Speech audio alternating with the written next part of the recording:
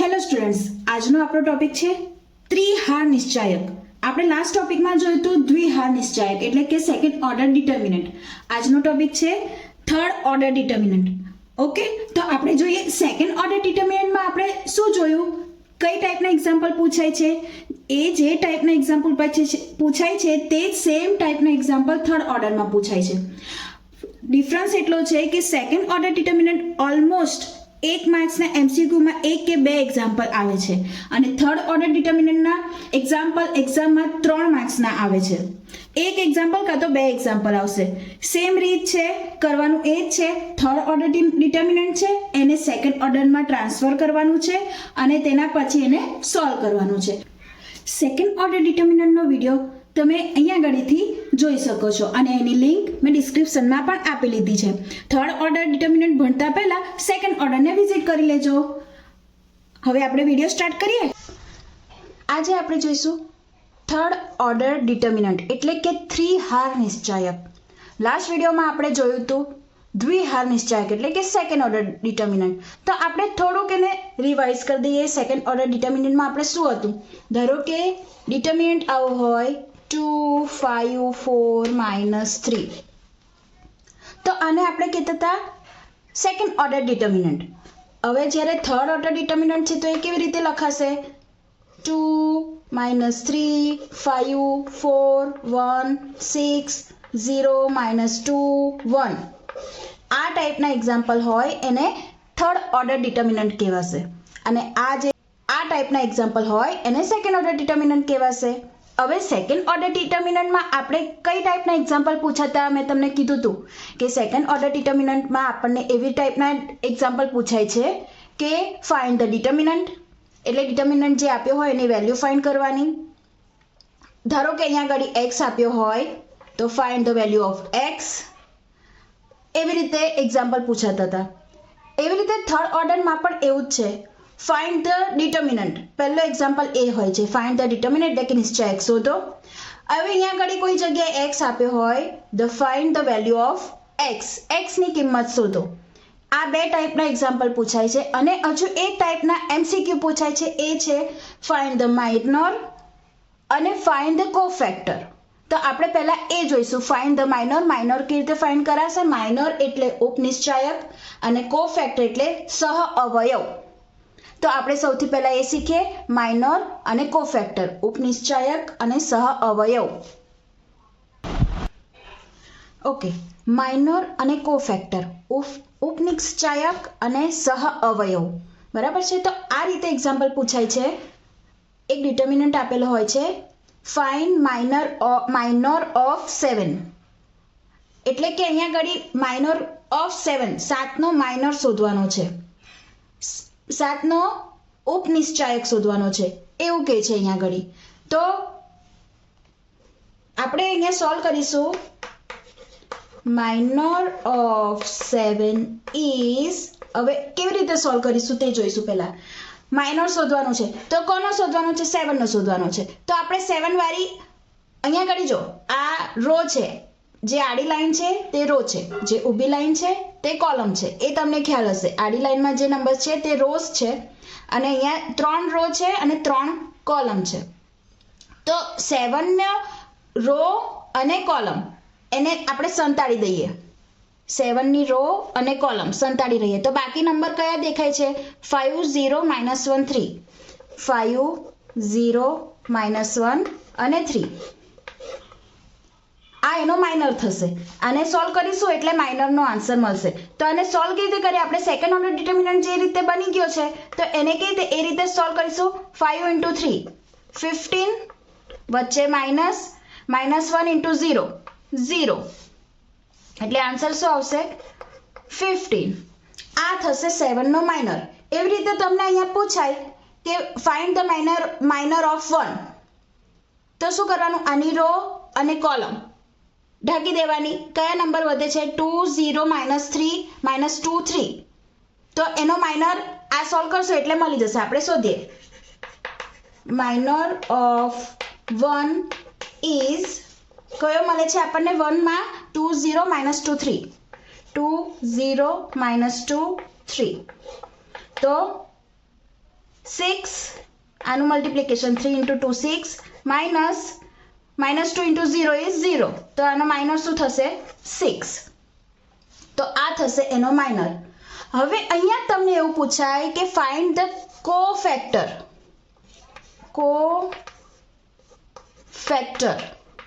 Of 7. તો એના માટે શું કરશો તમે? ચલો આપણે જોઈએ. તો માઇનર આપણે શોધી લીધો. હવે આપણે શોધવાના છે કોફેક્ટર. તો કોફેક્ટર ને માઇનરમાં શું ડિફરન્સ છે એ તમને કહું. તો તમારે આ એક ડિટર્મિનન્ટ યાદ રાખવાનો છે, plus minus plus minus plus minus plus minus plus. આ ડિટર્મિનન્ટ તમારે યાદ રાખવાનો છે.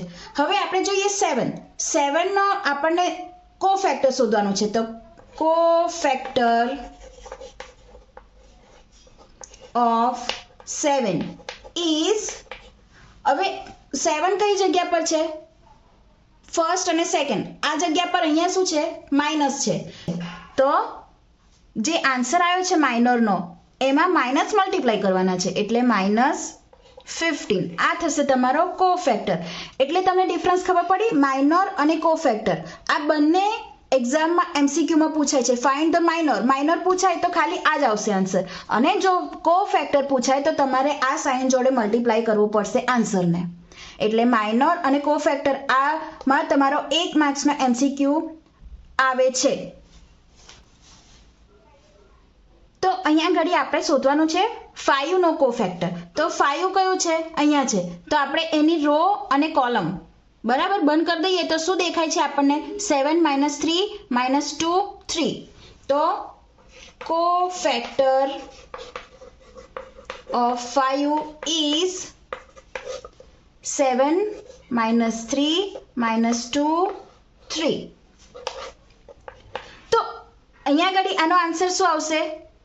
7 into 3 21 minus 3 into 2 3 minus 3 into -2 એ બંને માઇનસ છે તો પ્લસ થઈ જશે. 3 into 2 6 એટલે 21 minus 6 is equals to કેટલા થશે? 21 - 6 15. પણ હવે કોફેક્ટર યુઝ કરવાનો છે તો આપણે આ જોવું પડશે, plus minus plus minus plus minus plus minus plus. તો અહીંયા ઘડી આપણો 5 કયા જગ્યા પર છે? અહીંયા ઘડી છે. તો માઇનસ મલ્ટીપ્લાય કરવા પડશે, એટલે આ શું મળ્યું આપણને? માઇનર મળ્યું. પણ કોફેક્ટર ક્યારે મળશે? જ્યારે આપણે માઇનસ મલ્ટીપ્લાય કરીશું ત્યારે. તો આનો આન્સર થશે -15. એ એનો થશે કોફેક્ટર. અને આ શું થશે? માઇનોર થશે. 5 નો માઇનોર થશે 15 અને 5 નો કોફેક્ટર થશે -15. તો આપણે એક્ઝામ્પલ છે find the value of the third order determinant 5 3 - 1 4 0 0 6 1 2. આ ડિટર્મિનન્ટને સોલ્વ કરવાનો છે, એની વેલ્યુ ફાઇન્ડ કરવાની છે. તો આપણે શું કરીશું? અહીંયા જોઈશું કે કઈ રો કે કોલમ લઈએ તો આપણને ઇઝી પડે છે શોધવા માટે. આ રો છે અને આ કોલમ છે. તો સેકન્ડ રોમાં 2 0 છે. તો આ 2 0 લઈને આપણે સોલ્વ કરીશું તો આપણને તરત આન્સર મળી જશે. તમે ફર્સ્ટ રો લઈને કરી શકો, થર્ડ રો લઈને બી કરી શકો અને કોલમ લઈને પણ કરી શકો. પણ ઇઝી વે એ છે કે જે રોમાં 0 વધારે હોય તે રોથી તમે કરો તો વેલ્યુ જલ્દી આપણને મળી જાય. તો અહીંયા ઘડી જોઈએ, આપણે લખીશું determinant D is equals to આપણી જોડે અહીંયા જે છે 5 3 - 1 4 0 0 6 1 2.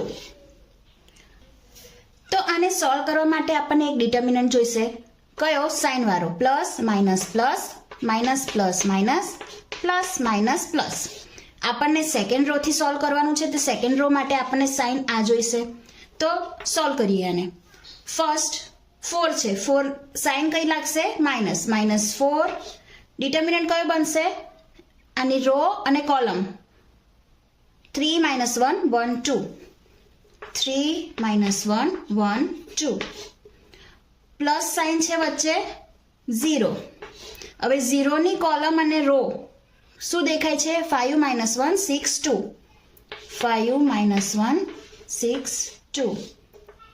લાસ્ટ શું છે માઇનસ -0 0 ની રો ને કોલમ છોડ દો 5 3 6 1 5 3 6 1 is equals to -4 કૌંસમાં 3 into 2 multiplication 6 minus -1 into 1 -1 plus આ ટર્મની જોડે આ મલ્ટિપ્લિકેશનમાં છે 0 તો 0 થઈ જશે માઇનસ આ ટર્મ પણ 0 ના મલ્ટિપ્લિકેશનમાં છે તો 0 થઈ જશે ઇઝ ઇક્વલ્સ ટુ -4 6 minus -1 એટલે +1 થઈ જશે 6 plus 1 -4 7 4 into 7 -28 તો આ રીતે આ ડિટર્મિનન્ટની વેલ્યુ થઈ હવે માઇનસ પ્લસમાં તમને મલ્ટિપ્લિકેશનમાં એડિશનમાં ડિવિઝનમાં સબટ્રેક્શનમાં ભૂલ થતી હોય તો એના વિડીયો મેં બનાવેલા છે તો તમે એ જોઈ શકો છો એ હું ડિસ્ક્રિપ્શનમાં પણ આપી દઈશ અને સ્ક્રીન પર પણ મૂકી દઈશ ઓકે તો ફ્રેન્ડ્સ આ વિડીયો તમને ખૂબ હેલ્પફુલ લાગ્યો હોય તો તમારા ફ્રેન્ડ્સ જોડે શેર કરજો અને સબસ્ક્રાઇબ કરવાનું ના ભૂલતા થેન્ક યુ